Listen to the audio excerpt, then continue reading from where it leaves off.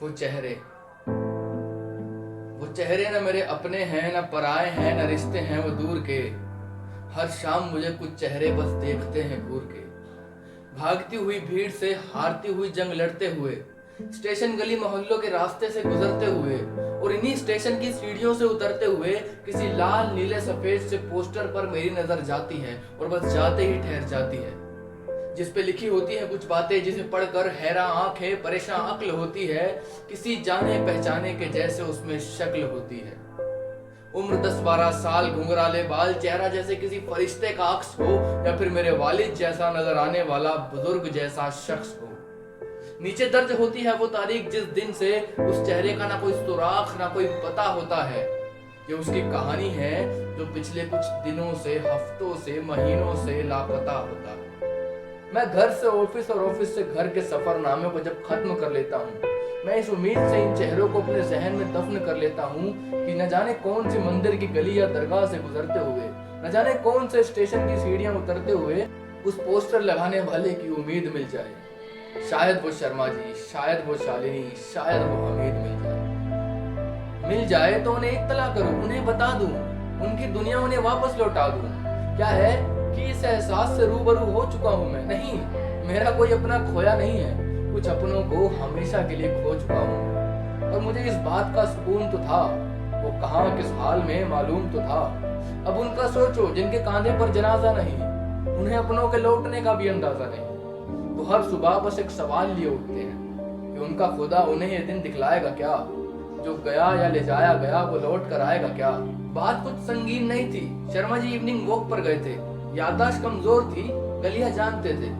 आलोक और विनय भी सहारनपुर के सारे रास्ते पहचानते थे। शगुन, कौन नहीं जानता था उसे गली मोहल्ले या शहर में। शालिनी लड़ती शोहर से, पर देर सवेर मिल जाया करती आस पड़ोस के घर में। हमीद बोल नहीं सकता था, पर अम्मी सब कुछ जानकर सुन लिया करती थी। मौसम आने से पहले ही उसके मनपसंद रंगों का स्वेटर चुन लिया करती थी। वो कहते हैं ना कि शहरों का मंजर हर रोज जैसा होता नहीं। उस शाम इनमें से कोई अपने घर लौटा नहीं। दुआओं के हवज में हजारों रुपए निकाले गए, फोन बुक कॉन्टैक्ट्स के सारे नंबर खंगाले गए। इन्हें ढूंढने के लिए इनके अपने स्टेशन गली मोहल्लों के रास्ते पर पहुंच रहे थे। आलोक के पापा हाथों में पोस्टर लिए, हमीद की अम्मी वो स्वेटर लिए, बस ये सोच रहे थे कि शायद वो किसी फरिश्ते या देवता को नाराज कराए हैं। और बड़ी उम्मीद से लगाया उन्होंने वो पोस्टर जिसे मैं और आप अभी अभी नजरअंदाज कराए।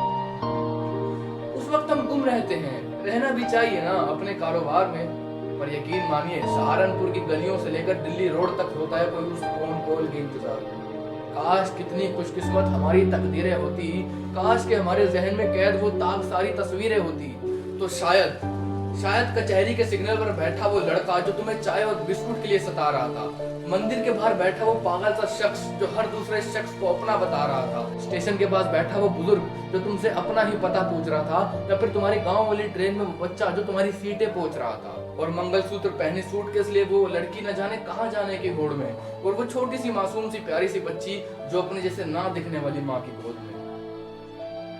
उस वक्त हम तो मौजूद बिल्कुल वहीं थे, अपनी ही दुनिया में गुम तो कहीं थे। पर जरा सोचो, क्या वो सारे चेहरे कहीं वो तो नहीं थे। मैं जानता हूं तुम्हें चोट पहुंची होगी, पर लफ्ज इतने सख्त नहीं है। मैं जानता हूं जाया करने के लिए तुम्हारे पास वक्त नहीं है। बस एक इल्तजा है कि अगली बार जब पोस्टर देखना तो कुछ देर रुकना, उन्हें पढ़कर देखना, उन्हें अच्छा लगेगा। उन्हें देखने की खातिर कुछ देर के लिए सही, कुछ लोग तो ठहरे, न जाने हम में से किसकी कोशिश से अपने घर गली आंगन खिड़की में फिर पहुंच जाए वो चेहरे।